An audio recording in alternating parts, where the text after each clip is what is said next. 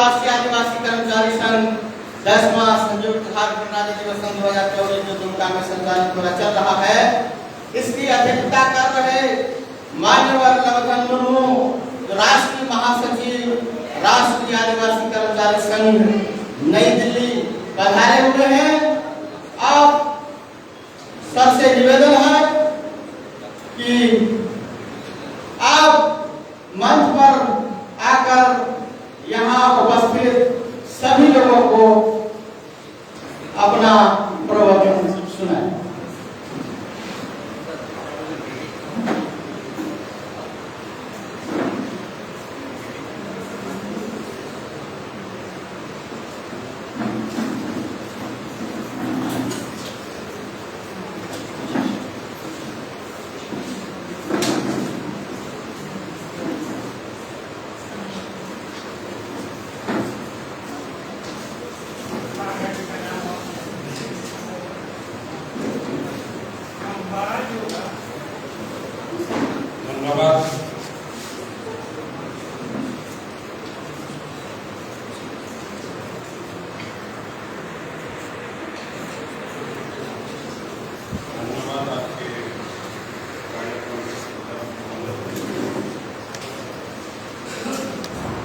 साथियों, सबसे पहले ये शानदार पदना की धरती जो कि हमारे समाज के इस देश के मूलनिवासी जिन्होंने मूलनिवासियों के आजादी के लिए इस माटी के पुत्र या संतान जिन्होंने ध्यान दिए थे, सिद्धो कानू, चांद भैरव, फूलो झानू, सबसे पहले उस माटी को मैं नमन करना चाहूँगा तथा हमारे समाज के उत्थान और हमारे समाज को उद्धार करने के लिए हमारे समाज में जन्मे महापुरुष महानायिका जिन्होंने समय समय पर काम करके अपना जीवन को समाज के लिए उत्सर्ग किया है, ऐसे सारे महापुरुष और महानायिका को मैं नमन करता हूँ। और आज का ये जो 10वां संयुक्त झारखंड राज्य अधिवेशन 2024 जो कि झारखंड के दुमका जिले में हो रहा है, इस अधिवेशन के जो उद्घाटक महोदय वनलाल सोरेन शिक्षक दुमका तथा मुख्य अतिथि जनार्दन सोरेन सेवानिवृत्ति एसडीएम दुमका झारखंड, हमारे बीच में उपस्थित है संगठन के राष्ट्रीय प्रचारक डॉक्टर माने साहब, आपके झारखंड के प्रभारी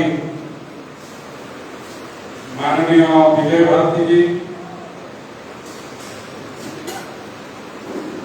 तथा आज के कार्यक्रम के अतिथि और जो वक्तागण और इस कार्यक्रम में उपस्थित जो भी इस राज्यों के पदाधिकारी हैं, जिला स्तर के, राज्य स्तर के सभी पदाधिकारी को मैं इस कार्यक्रम के अवसर पर शुभेच्छा एवं हार्दिक अभिनंदन करता हूँ। और आप जो इतने बड़े संख्या में आए हैं, ऐसे तो जो कार्यकर्ता के माध्यम से या जो हमारा कार्यकर्ता यहाँ है उनका माध्यम से जो जानकारी हुआ कि ये एरिया अनकवर्ड एरिया गया है। इसीलिए ये कार्यक्रम हम अनकवर्ड एरिया को कवर करने के लिए कर रहे हैं। तो अनकवर्ड एरिया में आप इतने भारी संख्या में आए हैं इस कार्यक्रम का सफल करने के लिए, तो इसलिए आप सभी को इस अवसर पर हार्दिक अभिनंदन, शुभेच्छा, जोहार, जय हो दिवस। साथियों, ऐसे तो बहुत सारे विषय इस मौके पर रखा गया है। बहुत सारे साथी इस विषय पर बहुत कुछ बोल गए हैं या आप लोगों को समझा दिया गया है। मैं ये जो 2 सेशन है, 2 सेशन का एक ही साथ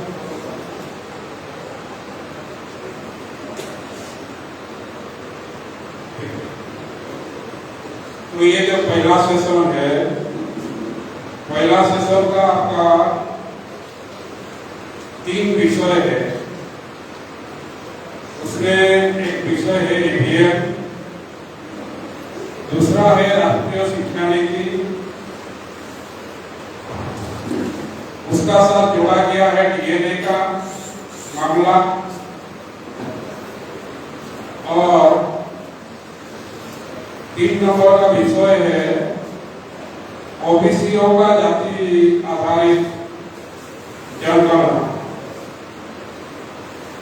तो ऐसे अगर देखा जाए मोटा मोटी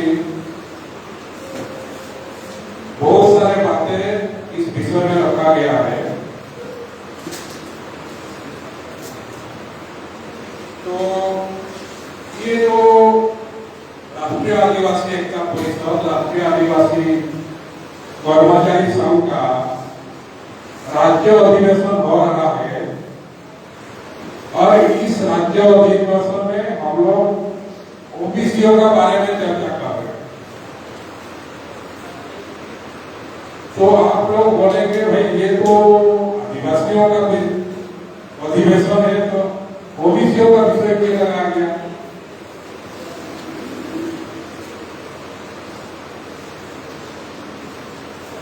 तो साथियों, हम जो अधिवेशन ले रहे हैं, अधिवेशन लेना हमारा मकसद नहीं।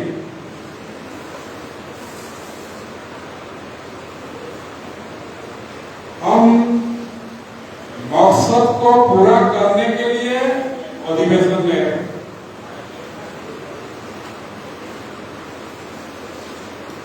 जो संगठन ने मकसद निर्धारित किया है, क्या हम जो मकसद निर्धारित जिस मकसद के लिए काम कर रहे हैं, उस मकसद को पूरा करने के लिए ये अधिवेशन ले रहे हैं, तो उसको मद्देनजर देख के हम लोग विषय डिजाइन करते हैं। जो भी हम विषय आलोचना के लिए या जानकारी के लिए रखते हैं, ये हवा में नहीं रखते। ये विषय अभी समाज का ज्वलंत समस्या है, और उसी विषय में हम समाज को जागरूक करना चाहते हैं। क्योंकि हमारा समाज नासमझ है, उनको मालूम नहीं है, उनको पता नहीं है कि उनका विरुद्ध में या उनका अगेंस्ट में क्या षड्यंत्र हो रहा है, क्या कानून बन रहा है, क्या धोखेधारी हो रहा है। जब समाज को इसका बारे में जानकारी ही नहीं है, तो फिर उससे बचने का कोई सवाल नहीं आ रहा। तो ये जो अधिवेशन हम ले रहे हैं, ये जागरूक जागृति के लिए। लोग अगर जागरूक हो जाते हैं,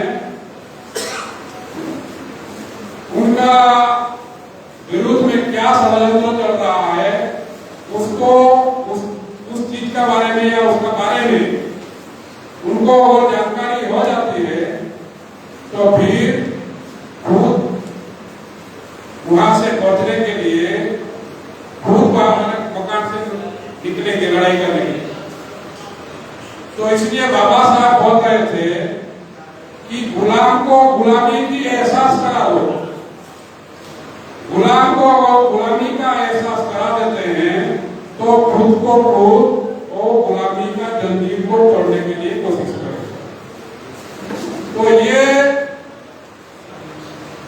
जो उद्देश्य या जिस उद्देश्य को पूरा करने के लिए हम ये विषय लगाए हैं, पहला उद्देश्य है हमारा लोगों को इसका बारे में जागरूक करना।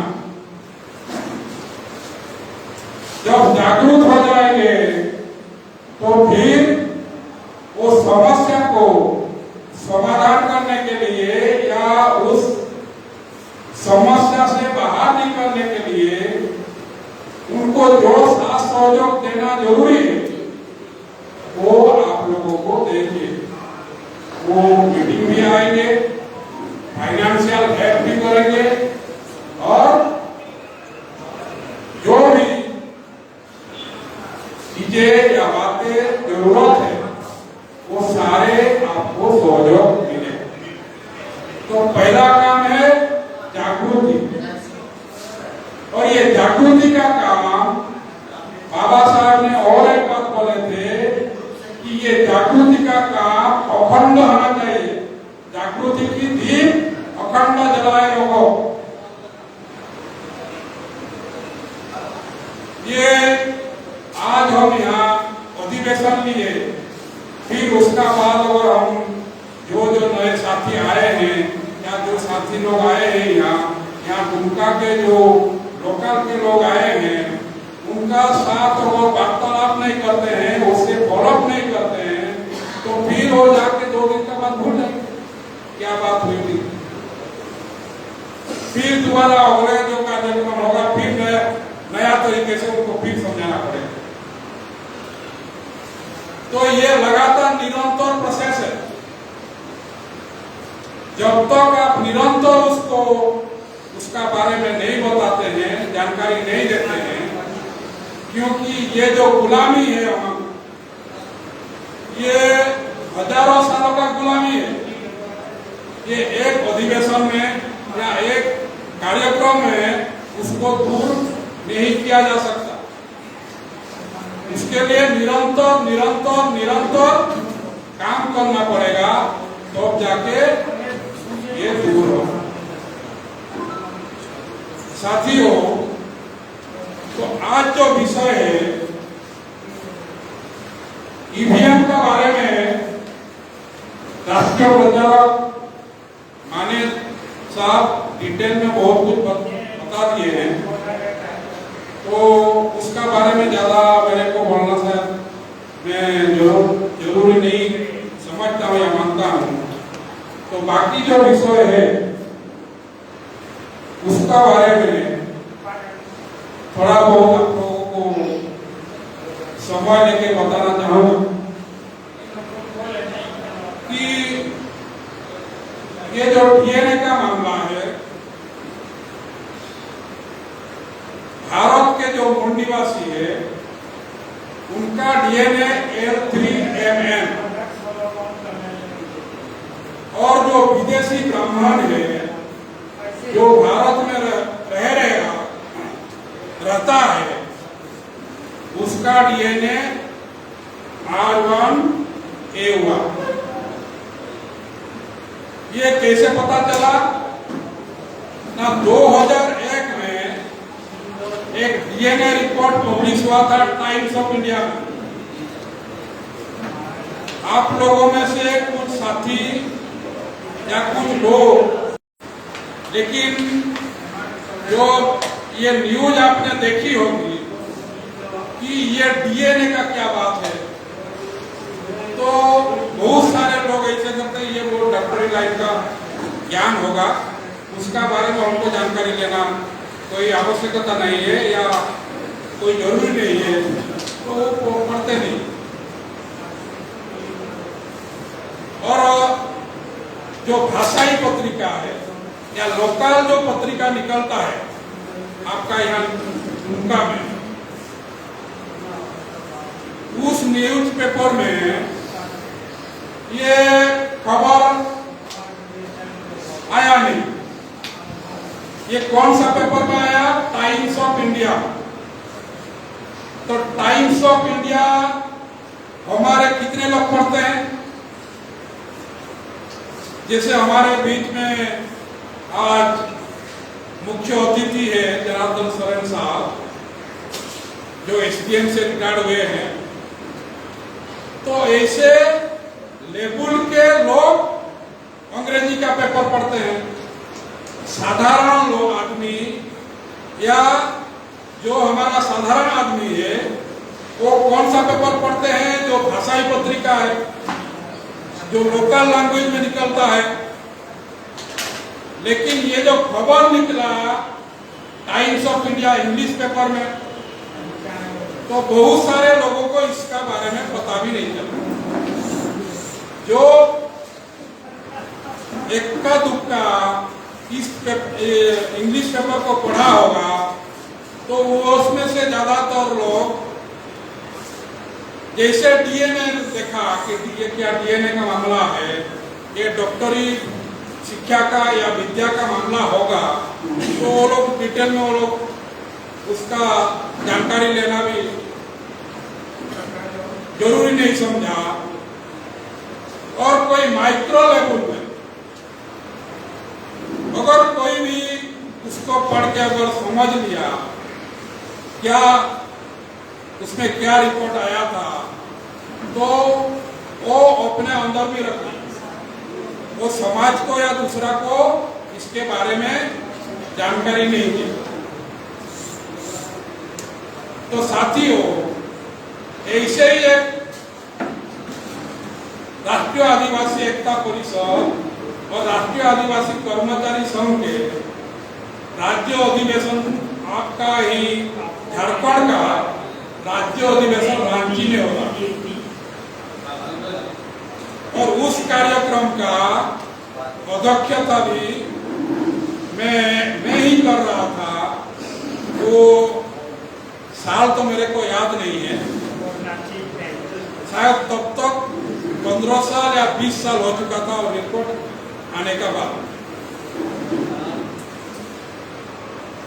तो उस कार्यक्रम में सिर्फ 25 आदमी थे। जो झारखंड रांची में जो हुआ था, यहाँ से भी कोई आदमी है या हमारा जो कार्यकर्ता लोग है वो लोग भी कोई शामिल होंगे, जैसे सनीचर मिश्रा साहब है, उस कार्यक्रम में थे 25 से 30 आदमी थे। तो उस कार्यक्रम में भी यही सब्जेक्ट लगाया गया। रिपोर्ट निकला 2001। आज का कौन सा ईयर चल रहा है? 2024। कितना साल हो गया? 23 साल हो गया। लेकिन फिर भी हमारा लोगों को समझ में नहीं आया क्या मामला है। अगर ये जो डीएनए रिपोर्ट निकला था उसको अगर समझ में आ जाता हमारा लोगों को, तो ये जो हाल है ये हाल जगह नहीं होता।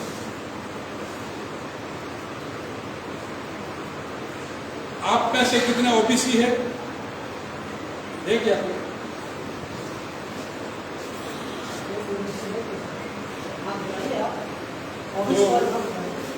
4 साथी है। एससी कितने हैं?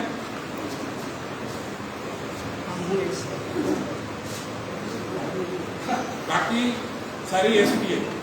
माइनॉरिटी में शायद एक ही आदमी है।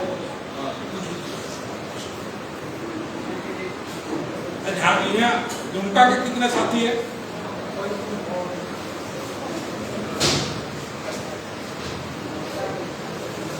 नए साथी कितना है? नए लोग कितना है?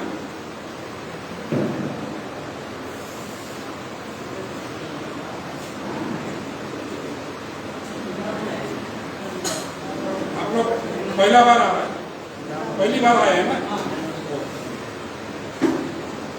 तो ये जो डीएनए का मामला अगर समझ में आ जाएगा और अगर हमारा लोग समझ लेते तो हमको ये जो परिस्थिति आज निर्माण हुआ है ये परिस्थिति भी निर्माण नहीं हुआ।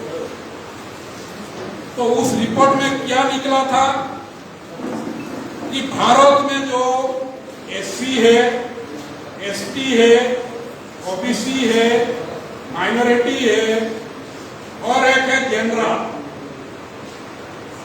यही है ना 5 कैटेगरी।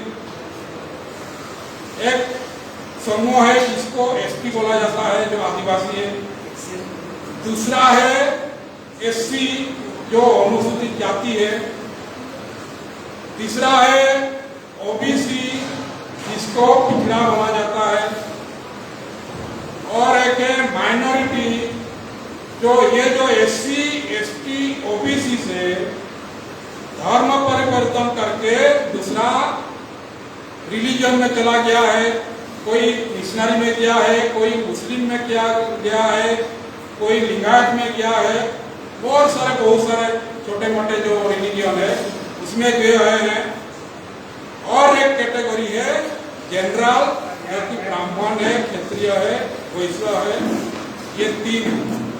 तो 5 कैटेगरी का लोग इस देश में या भारत में रहते हैं। तो ये जो 5 कैटेगरी जो मैं बताया इसको बोलते हैं कॉन्स्टिट्यूशनल कैटेगराइजेशन, संवैधानिक रिकॉग्नाइजेशन। हमको ये रिकॉग्नाइज संविधान ने दिया है। SC, ST, OBC, minority, general. तो ये जो 5 कैटेगरी है इसको छोड़ के ये जो कैटेगरी हुआ ये कब हुआ?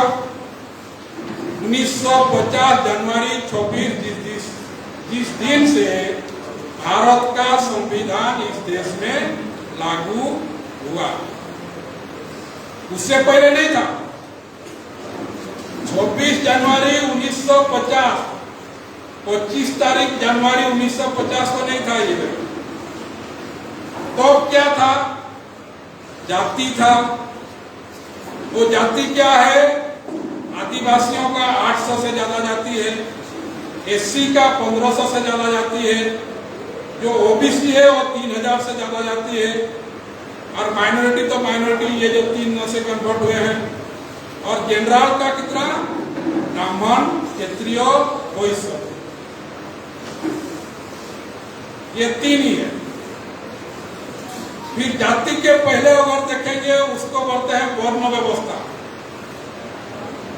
वर्ण व्यवस्था में जैसे हमारा मुख्य अतिथि बता रहे थे, वर्ण व्यवस्था का पहले अवस्था को जाएंगे तो उसको बोलते हैं गण व्यवस्था। गण व्यवस्था में 2 ही गण थे, एक थे देवगण, एक थे राक्षस गण। तो ये कहां से हमको पता चलता है? ना भारत का जो डॉक्यूमेंटेशन है वो भी जो प्रेजेंट है, जो लिखित डॉक्यूमेंट है, रूप वेद से पहले का कोई डॉक्यूमेंट है क्या? इससे पहले का तो कोई डॉक्यूमेंट नहीं है, उससे पहले का है लेकिन उसको हम पढ़ नहीं पाते। जैसे वो बुद्ध काल में जो लिपि चलता था क्या बोलते हैं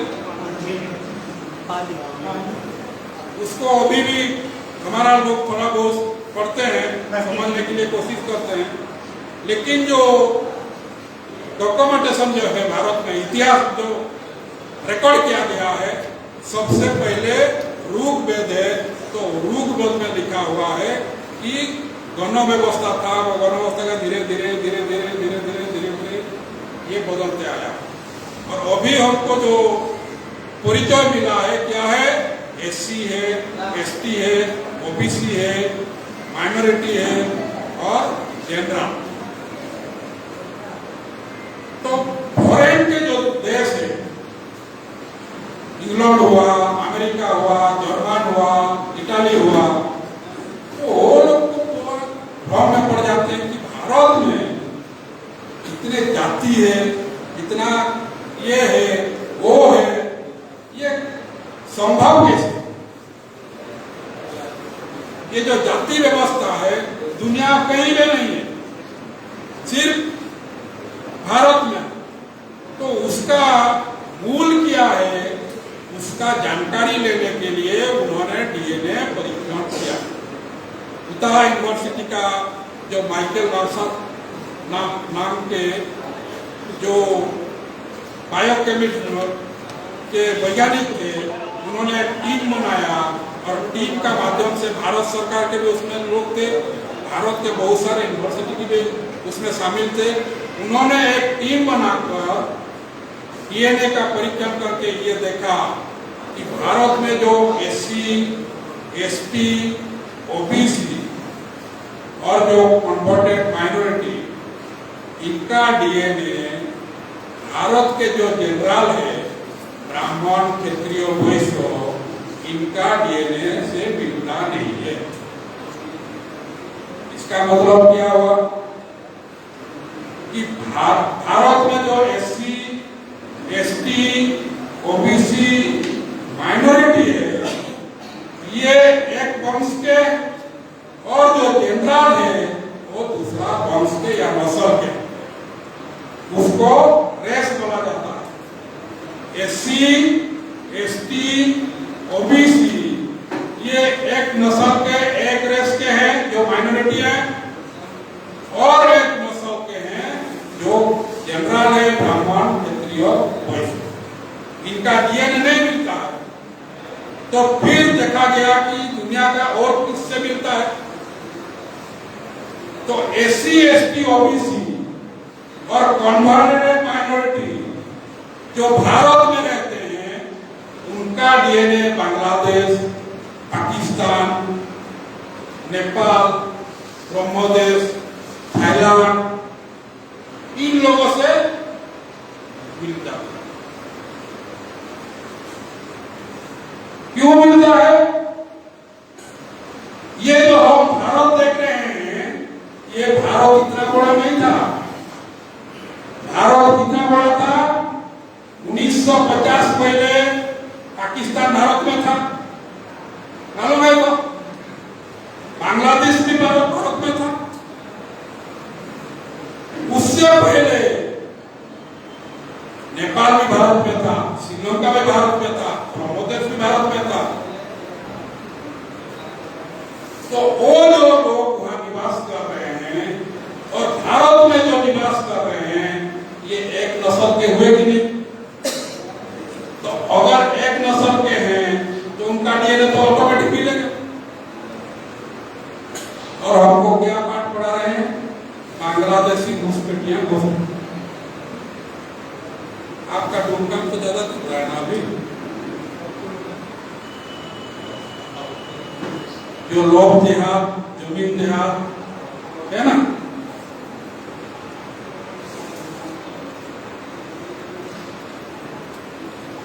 तो ये जो समस्या निर्माण हो रहा है, क्यों हो रहा है? क्योंकि एससी, एसटी, ओबीसी, कन्वर्टेड को मालूम ही नहीं है कि हम एक वंश के, एक रेस के, एक नस्ल के।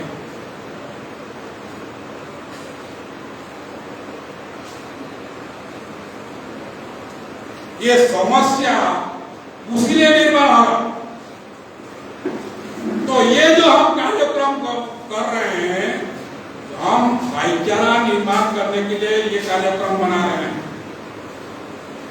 क्यों? कि SC, ST, OBC, converted minority, इनका दादा परदादा एक थे। सिंधु घाटी सभ्यता, इंडस वैली सिविलाइजेशन। भारत के जो सोसाइटी, भारत के जो लोग कहां से बिखरे हुए? सिंधु घाटी सभ्यता से या इंडस वैली सिविलाइजेशन से। वहां कोई एसी था क्या? वहां कोई एसटी था क्या? कोई ओबीसी था क्या? कोई माइनॉरिटी था क्या? तो वहां कौन थे? मूल निवासी, भारत के मूल निवासी। तो हम भारत के मूल निवासी को जागरूक करके एक करना चाहते। तो ये जब तक पता नहीं चलेगा तो हमारा लोग एक ही से हम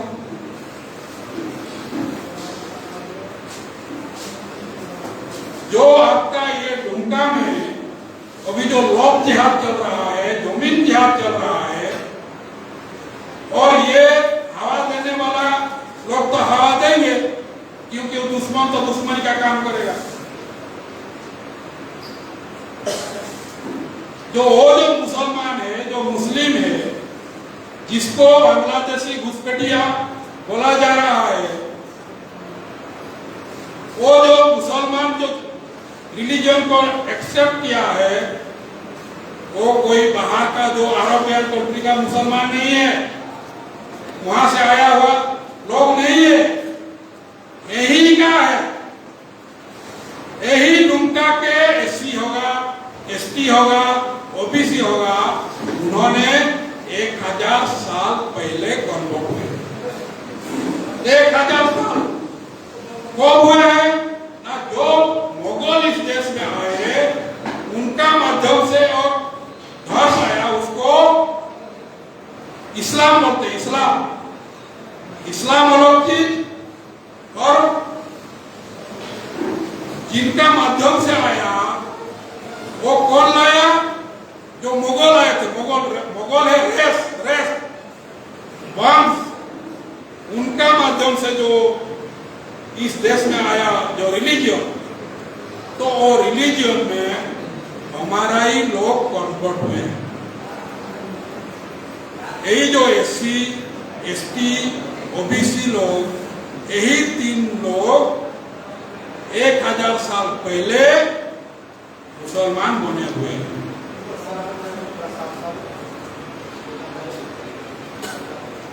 तो हमारा ही भाई है। हमको क्या बोलते हैं कि वो जो क्या मंत्र है, गायत्री मंत्र। गायत्री मंत्र जप करो, घर में त्रिशूल गाड़ो, बोला जाता है ना हमारा लोगों को। तो हमारा लोग बोलते हैं ठीक है, ये मंत्र तो जपेंगे, ये त्रिशूल किस लिए गाड़ेंगे भाई? ना बोलते हैं जो क्रिश्चियन और मुसलमान आएंगे उनका पेट में घुस।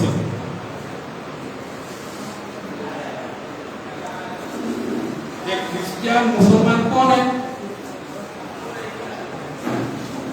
हमारा ही भाई है ना। मुसलमान 1000 साल पहले कन्वर्ट हुए हैं, क्रिश्चियन अभी हो रहे हैं।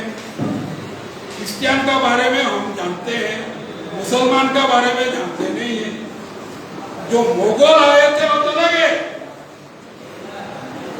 जो विदेशी मुगल आए थे वो चले गए, लेकिन धर्म इस देश में रुका हुआ है या इस देश में है। और कौन को उसको स्वीकार किया है? यही हमारा ही भाई। और उसी का बीच में झगड़ा लगाने का ये कार्यक्रम है। दूसरा है क्रिश्चियनिटी भी बोलते हैं जो क्रिश्चियन हुआ है उसको एसटी से निकाल दो।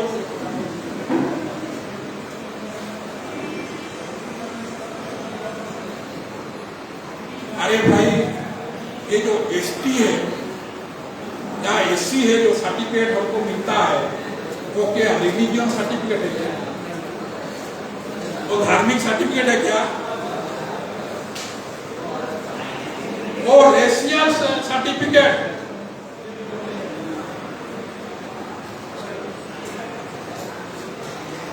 हम इस देश के मूल निवासी हम को सर्टिफिकेट है, वो रिलीजन का सर्टिफिकेट नहीं है। तो ये जानकारी जब तक नहीं होगा, हम जो समाज में जो काम कर रहे हैं इस मकसद के लिए, वो मकसद पूरा नहीं कर पाए।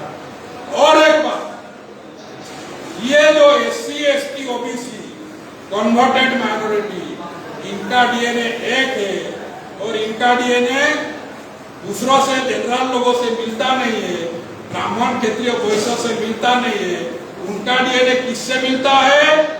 ना एक यूरेशिया बोल के देश है, वहां का लोगों से मिलता है, मतलब वहां का ये लोग घुसपैठिया। तो घुसपैठिया ओरिजिनली कौन है, लेकिन बता रहे हैं किसको।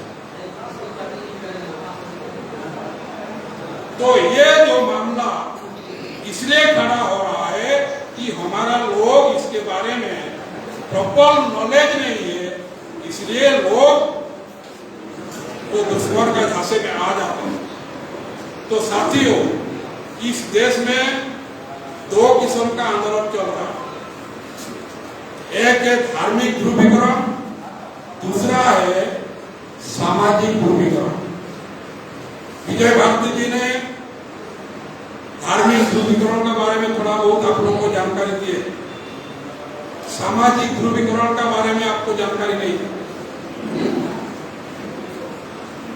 दो आंदोलन चल रहा है, जो भी काम हो रहा है, पॉलिटिकल काम हो, राजनीतिक, धार्मिक, सांस्कृतिक, जितने भी जुलूस हो, कार्यक्रम हो, जो भी कर रहा है भारत में, वो एससी करे, एसटी करे, ओबीसी करे, जनरल करे, मुसलमान करे, क्रिश्चियन करे, जो भी करे, दो मकसद के लिए कर रहा है। एक है धार्मिक, नहीं तो सामाजिक।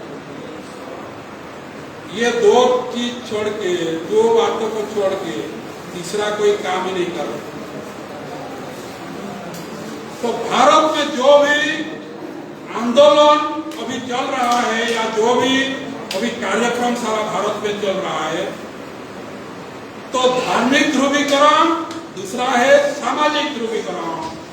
तो सामाजिक ध्रुवीकरण का कार्यक्रम ये बामसेफ चला रहा है, राष्ट्रीय आदिवासी एकता परिषद चला रहा है, राष्ट्रीय आदिवासी कर्मचारी संघ चला रहा है, या बामसेफ से जुड़े हुए जो भी ऑफशूट हुई है, इनका आंदोलन सामाजिक ध्रुवीकरण।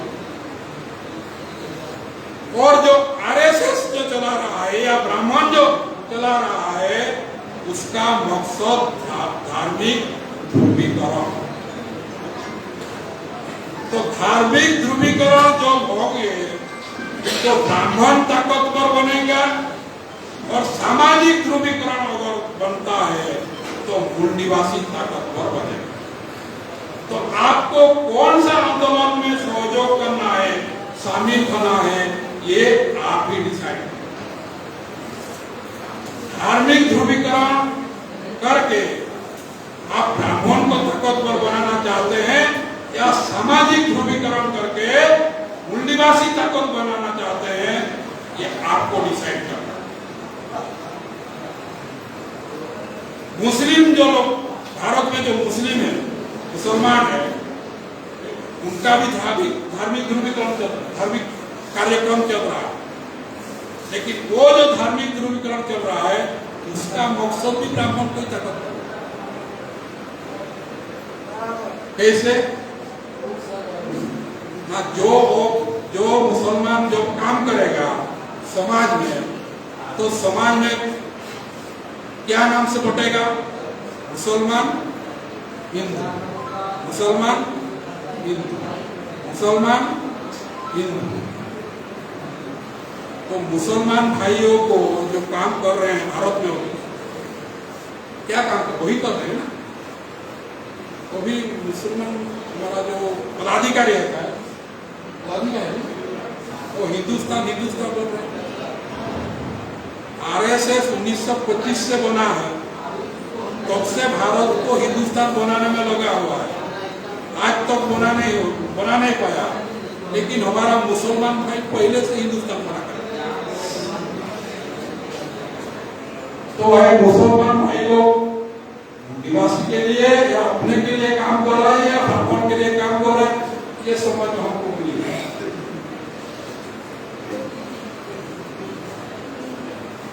अरे जो हिंदुस्तान बोलोगे इस देश को, तो दो ही रहेंगे हिंदुस्तान में, एक रहेगा हिंदू, दूसरा रहेगा मुसलमान, और तीसरा तो कोई आने वाला नहीं है। तो ताकतवर कौन बनेगा हिंदू का नाम से? किसका अकाउंट भरा रहेगा? ब्राह्मण का। तो ब्राह्मण तो वही कर रहा है, तो मुसलमान भी वही कर रहा है। तो फर्क क्या है? तो कौन सा शब्द, कौन सा भाषा यूज करना है, ये भी बहुत बड़ी बातें हैं। भाई बोलना ही है इस देश को, भारत बोलो, इंडिया बोलो, ये कॉन्स्टिट्यूशनल लैंग्वेज है। हिंदुस्तान का बोलने से तो उसी को ही ताकतवर बना। तो ये डीएनए का जो मामला है, इतना बड़ा मामला, लेकिन आज तक हमारे देश के जो मूल निवासी है, एससी है, एसटी है, ओबीसी है, माइनॉरिटी है, इनको समझ में नहीं। अगर समझा होगा तो ये हालत हमारा भारत के जो मूल निवासियों का हालत है, ये कभी ये अब तक सबका खत्म हो गया। 2001, 24, 23 साल हो गया, आज भी समझ में नहीं आ रहा है हमारे। तो उसीलिए ये विषय को रखा गया है। ये जब तक समझ में नहीं आएगा, जब तक दिमाग में नहीं घुसेगा इस देश में क्या चल रहा है, आपको कुछ समझ में नहीं आएगा।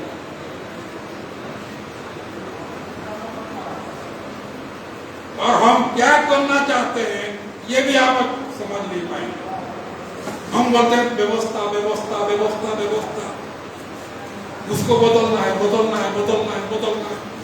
अरे व्यवस्था का अगर जानकारी नहीं है तो बदलना क्या है? व्यवस्था क्या है उसको तो पहले जानकारी होना चाहिए ना, तो जाके बदलने का काम करेंगे।